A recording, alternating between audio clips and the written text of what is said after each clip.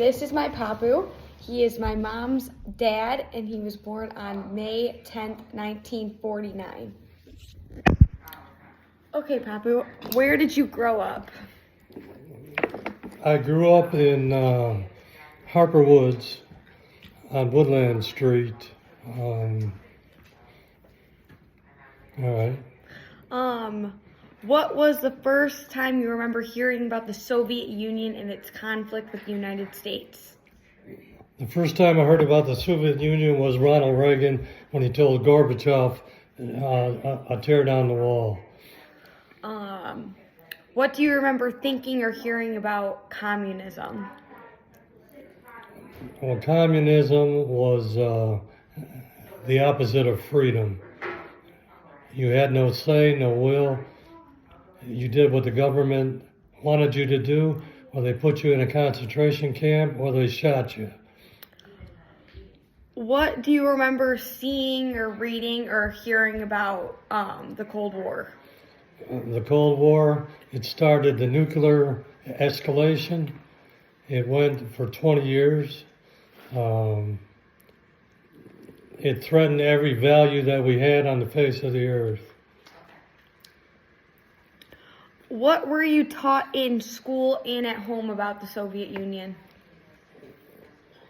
What were we taught in school about the Soviet Union?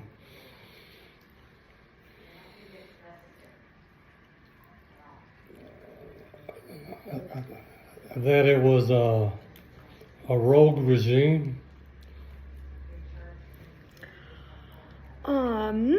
What did school or family teach you about the nuclear threats and the nuclear war?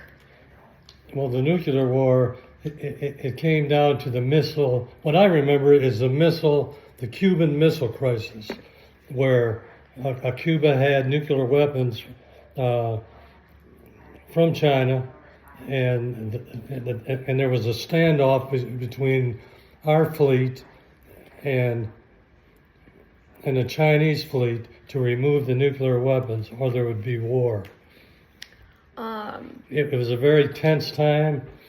I think that was the closest we ever been to nuclear war in my lifetime. Do you remember the Berlin Wall coming down? Yes, I do. The people of China, and they took picks and hammers and shovels, and they started tearing down the wall.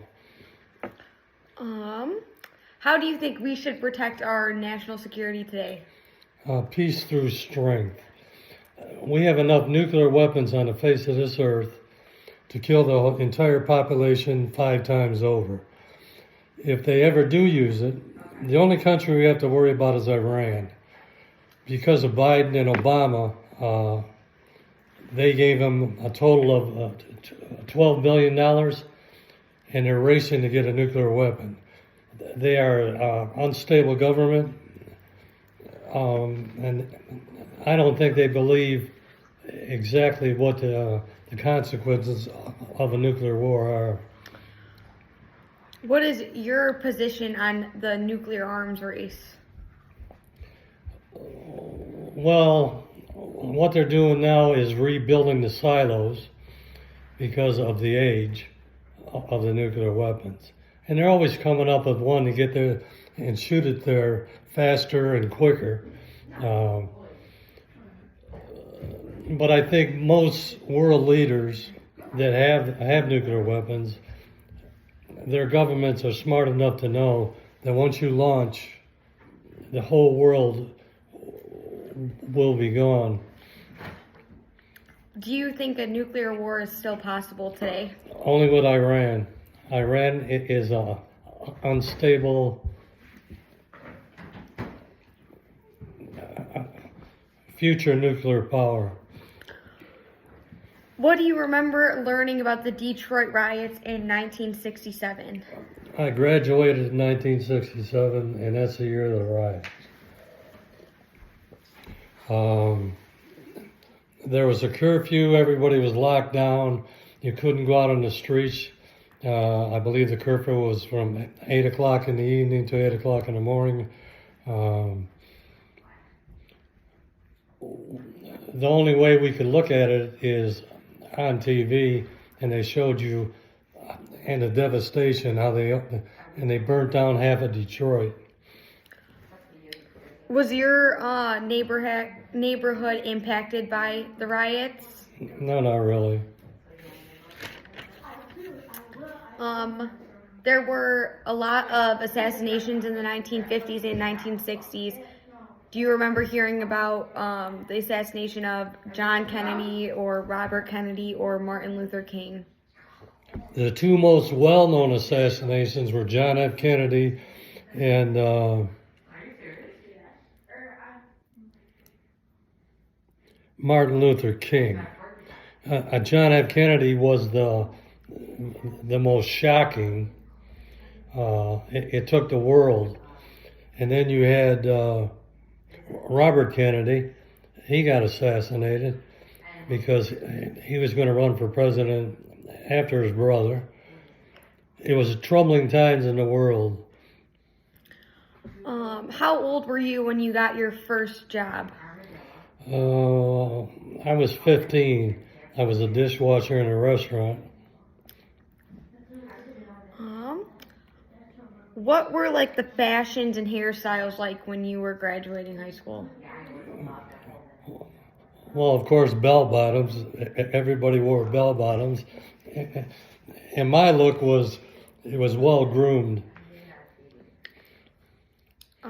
Were you comfortable and did you have a reasonable standard of living during and after the Vietnam War? We weren't rich, but we were comfortable. Did you think it was right for America to be at war? It's never right for America to be at war. Wars have a beginning and an end, but the consequences in between of the people that died, arms blown up, civilian loss. Name one war that afterwards anybody could talk about a good consequence. Yeah. What did you feel about like the war news from the television? War news? Yeah. You can't believe anything you see on TV. You have to research it yourself. They tell you what they want you to hear. Did you trust and like support the leaders who are running our country and running the military during the Vietnam War? Absolutely not. And we had 500,000 troops in Vietnam. I believe 35,000 died. Same number were wounded. And they virtually kicked us out of Vietnam from on top of our embassies. Did you think that we should be in that war at all? The U.S. in the Vietnam War? Like I said earlier, no war, nobody should be in. What are the consequences? Yeah, a lot of lives were lost in that war. I graduated in '67. They had the draft on to go to Vietnam. They had a lottery, and they chose your number, your name, and gave you a number. And that's how you got drafted. Could you have been drafted into the war? They send you to a medical doctor. I had a speech problem, and they wouldn't take me in Vietnam. So you weren't even put in the draft at all? I was in the draft, but I was given a 4F. Okay. Thank you for letting me interview you about the Vietnam War and the social changes during your lifetime. All right, thank you very much. How much time we get, Anna?